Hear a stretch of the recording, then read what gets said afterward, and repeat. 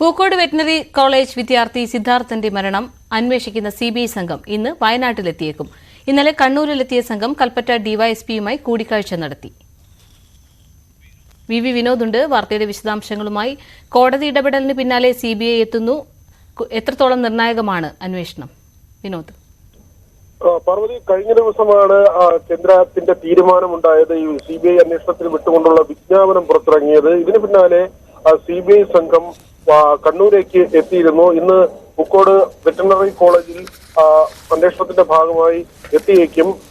ഈ കേസിന്റെ അന്വേഷണ ചുമതലയുള്ള ഡിവൈഎസ്പിയുമായി, കൽപ്പറ്റ ഡിവൈഎസ്പിയുമായി കഴിഞ്ഞ ദിവസം തന്നെ ഈ അന്വേഷണ സംഘം ആശയവിനിമയം നടത്തിയിരുന്നു. ഗുരുതരമായ ആരോപണങ്ങൾ ഉയർന്ന കേസാണ്.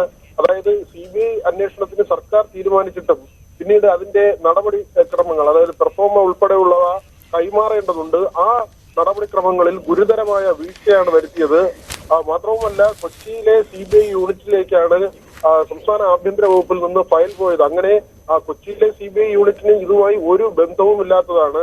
ആ നിലയ്ക്ക് പിന്നീട് കുടുംബത്തിന്റെ ആരോപണം ഉയർന്നുവന്നു. സിദ്ധാർത്ഥിന്റെ പിതാവ് തന്നെ ആരോപിച്ചത് സംസ്ഥാന സർക്കാർ ഈ കേസ് അട്ടിമറിക്കാൻ ശ്രമിക്കുന്നു, പ്രതികളെ രക്ഷപ്പെടുത്താൻ വേണ്ടിയുള്ള ഗൂഢാലോചനയാണ് നടക്കുന്നത്. ഇതിലെ പെൺകുട്ടി, ഇതിൽ കേസിൽ പ്രതിസ്ഥാനത്തേക്ക് ആരോപണ വിധേയയായി എത്തിയ പെൺകുട്ടിയെ ഉൾപ്പെടെ രക്ഷിക്കുന്നതിന് വേണ്ടിയുള്ള നീക്കം നടക്കുന്നു എന്ന ഗുരുതരമായ ആരോപണം. ഗവർണറുടെ ഇടപെടൽ ഉണ്ടാകുന്നു. വിസിക്കെതിരെയുള്ള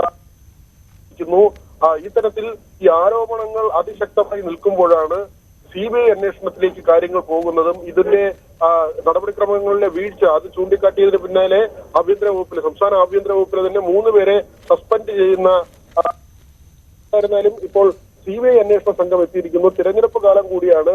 തിരഞ്ഞെടുപ്പിൽ വലിയ തോതിൽ ചർച്ച ചെയ്യപ്പെടുന്ന ഒരു വിഷയമായി കൂടി സിദ്ധാർത്ഥിന്റെ മരണം മാറിയിരിക്കുന്നു. മാത്രവുമല്ല, ഈ അന്വേഷണവുമായി ബന്ധപ്പെട്ട് സംസ്ഥാന സർക്കാരിന്റെ ഭാഗത്തു നിന്ന് പാളിച്ച ഉണ്ടായി എന്ന ആരോപണം ഇതും തിരഞ്ഞെടുപ്പ് രംഗത്ത് വലിയ തോതിൽ ചർച്ചയാവുകയാണ്. പാർവതി.